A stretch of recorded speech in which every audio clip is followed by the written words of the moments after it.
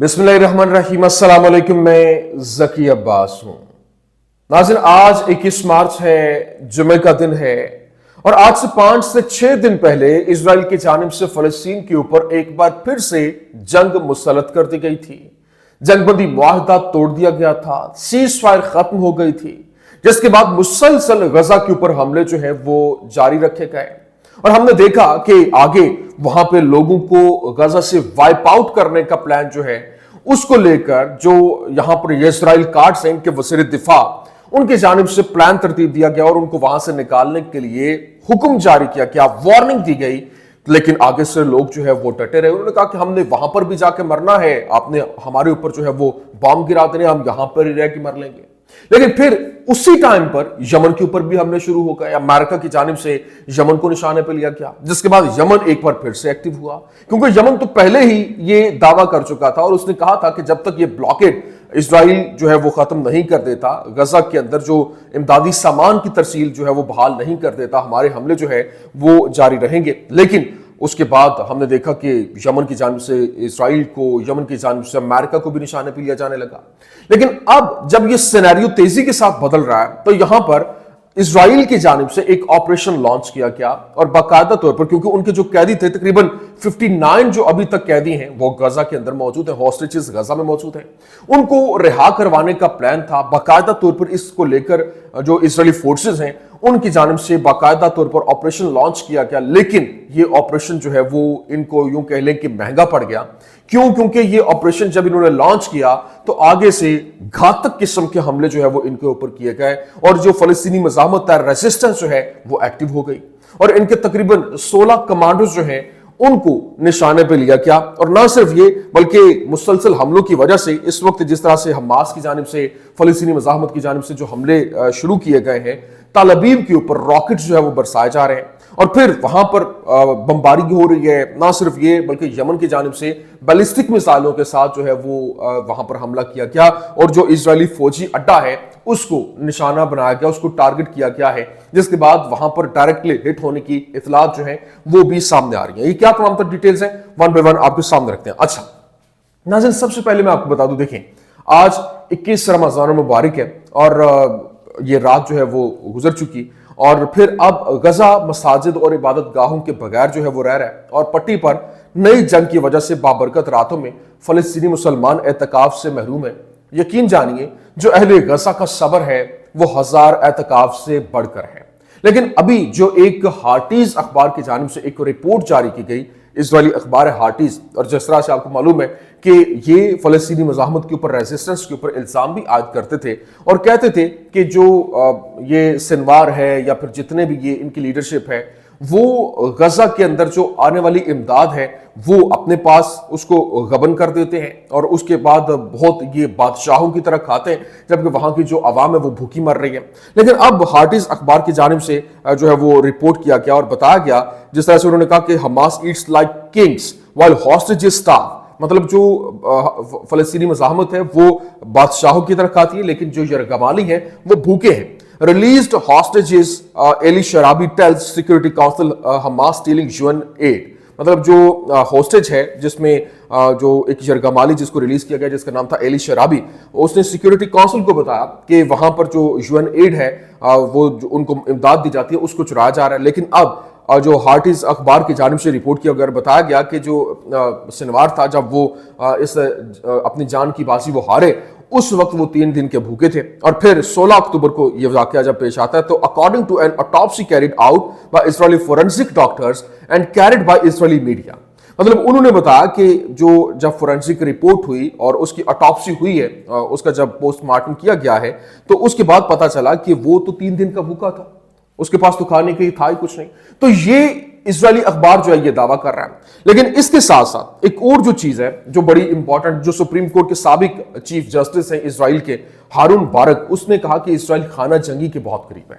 اور قوم میں پھوٹ بہت زیادہ ہے، اور اسے ٹھیک کرنے کے لیے کوئی کوشش نہیں کی جا رہی، اور ہر کوئی اس کو بڑھانے کی کوشش کر رہا ہے۔ پھر جو ان کے شن بیٹ کے سربراہ ہے رونلڈ بار، اس کی جانب سے وزراء کو پیغام جاری کیا گیا ہے۔ اس نے کہا کہ مجھے برطرف کرنے کا فیصلہ جو ہے وہ 7 اکتوبر کے واقعات کی تحقیقات میں رکاوٹ ڈالنے کے مقصد سے کیا گیا۔ मुझे मुज़ाकराती टीम से खारिज करने के फैसले का मकसद बगैर किसी मुआहदे के मुज़ाकरात करना था और नेतन्याहू ने गुज़श्ता 1 साल से मुझ पर आपसे मुलाकात पर पाबंदी लगा रखी थी, मतलब वज़रा से नहीं मिल सकते आप, और आपको बहुत सी तफसीलात मालूम नहीं है, जैसा कि वज़ीर आज़म ने हिदायत की थी। इजराइल एक मुश्किल और पेचीदा दौर से गुजर रहा है और गजा में अब भी 59 यरगमाली मौजूद हैं और हमने हमास को अभी तक शिकस्त नहीं दी है। तो ये उनका जो अपना चीफ है जिसको हटाया गया, जो इंटेलिजेंस चीफ, वो ये बयान दे रहा है। लेकिन इसके साथ साथ अभी जब इन्होंने एक तरफ ये सारे का सारा मामला किया और ऑपरेशन लॉन्च किया अपने तमाम तर कैदियों को रिलीज करने के लिए, तो ये ऑपरेशन इनके गले पड़ गया। और हुआ कैसे हुआ जनाब वाला ये है कि इतलात ये कि इजरायली कमांडोज की जानिब से बैतुल लाहिया के अंदर यहूदी कैदियों को आजाद कराने की कोशिश की गई और एक ऑपरेशन लॉन्च किया गया, जिन्होंने भरपूर तरीके से वहां पर हमले किए और वहां पर हमला करते हुए बहुत से लोग जो है वो जान की बाजी भी हार गए, जो गजा के लोग थे। लेकिन इसके बावजूद वो फिर जो फलस्तीनी मज़ाहमत है उसको उन्होंने टारगेट किया, लेकिन इसके बावजूद वो उस तरह से कामयाबी हासिल नहीं कर पाए। जबकि फलस्तीनी जो जंगजू हैं उनकी जानिब से घात लगाई गई, घात लगाकर उन्हीं कमांडोज के ऊपर हमला किया गया, जिसकी वजह से जो 16 इनके फौजी हैं वो जख्मी भी हुए और हलाकतें भी रिपोर्ट हुई। लेकिन इसके साथ साथ जो फलस्तीनी मज़ाहमत है उसने मासूम शहरियों के खिलाफ जो इजरायली कत्लेआम के जवाब में तल अबीब शहर को रॉकेट्स के साथ निशाना बनाया और फिर फलस्तीनी मज़ाहमत की जानिब से बताया गया कि उन्होंने साहूनियों के शहरियों के कत्लेआम के जवाब में तल अबीब शहर पर रॉकेट्स की बारिश की है और इसके साथ बमबारी की है। लेकिन अल-कस्साम ब्रिगेड ने शहरियों के खिलाफ जो कत्लेआम है वो उसके जवाब में मुकदमा M90, ये मुकदमा उन्होंने नाम दिया ऑपरेशन को और इनके जो M90 रॉकेट्स हैं उनको, और उन्होंने कहा कि हमने उसके बाद जो इस इजरायली इलाकों के अंदर गहराई तक तल अबीब शहर को निशाना बनाया और उसकी वीडियो भी जारी की गई है। लेकिन इतलात के मुताबिक आज एक बार फिर से यमन जो है वो एक्टिव हुआ और यमनी जो हौसी हैं उन्होंने आज शाम जो गुजरी है रात वहां पर यांग की बहरी बेड़ा जो है उसकी तरफ दर्जनों ड्रोन और मिसाइल दागे हैं। लेकिन यहाँ जो यमनी जो हौसी हैं उनकी जानिब से जहां तल अबीब के जुनूब में एक फलस्तीनी हाइपरसोनिक बैलिस्टिक मिसाइल के साथ इजरायली फौजी मकाम को निशाना बनाने के लिए एक ऑपरेशन किया गया और इसके हवाले से बयान उन्होंने दिया कि उन्होंने अपना हदफ जो है उसको कामयाबी से हासिल किया है और जो फलस्तीनी अवाम की फतह और हमायत में गजा की पट्टी में जो लोग हैं उनके खिलाफ इसराइल की तरफ से किए गए कत्लेआम के जवाब में यमनी हौसियों की जानिब से मिसाइल फोर्स ने जो तल अबीब के जुनूब में एक इजरायली फौजी हदफ को निशाना बनाते हुए एक मायारी फौजी ऑपरेशन किया, जिसके साथ ये फलस्तीनी कामयाब हदफ 2 जो है वो उन्होंने पैलेस्टाइन 2 के नाम से उन्होंने ये ऑपरेशन हासिल किया है कामयाबी के साथ, जबकि 24 घंटों के अंदर ये दूसरा ऑपरेशन है। और गजा की हिमायत करने वाली जो मुसल्लह अफवाज की कार्रवाइयों को रोका नहीं जाएगा, चाहे अमरीकी जारहियत कितनी ही देर जारी क्यों ना रहे। लेकिन इजरायली नेविगेशन पर पाबंदी के अलावा ये कार्रवाइयां उस वक्त तक जारी रहेंगी जब तक गजा के खिलाफ जारहियत बंद नहीं हो जाती है और नाकाबंदी उठा नहीं ली जाती। लेकिन यमनी हौसियों ने वार्निंग अलर्ट जारी कर दिया है, जबकि तल अबीब से शहरी निकल जाएं, यह जंग का इलाका है, शहरी निकलकर जनूब सहराए नकब चले जाएं, ये उनके जानिब से स्टेटमेंट जारी की गई। जबकि यहां पर अब व्हाइट हाउस की जानिब से अमरीकी व्हाइट हाउस ने बाकायदा तौर पर ये एक यूं कह लें कि ऑर्डर रिलीज किया और US president Donald Trump fully supports Israel, the IDF and the actions that they have taken in the recent days. मतलब जो अमेरिकन प्रेसिडेंट है डोनाल्ड ट्रंप, उन्होंने इजराइल को मुकम्मल तौर पर सपोर्ट देने का, इजरायली फौज को, आईडीएफ को मुकम्मल सपोर्ट देने का ऐलान किया है और उन्होंने कहा कि जो कुछ ये कर रहे हैं, जो भी इनके एक्शंस हैं, हम उनको भरपूर तरीके से सपोर्ट करते हैं। लेकिन अभी जिस तरीके से इस तरफ अभी जो ईरान के हवाले से भी खबरें सामने आ रही हैं कि ईरान को निशाने पे लेने का और ऑपरेशन उसके खिलाफ होने की तैयारियां जो है वो की जा रही हैं। और अब नेतन्याहू ने अभी एक रात को पैगाम जारी किया, क्योंकि